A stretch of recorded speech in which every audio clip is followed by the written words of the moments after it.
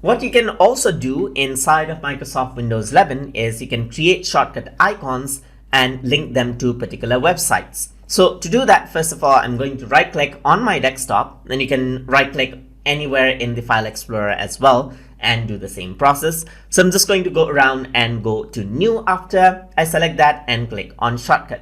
So once I do that, I can type in http://www.youtube.com right here and type in my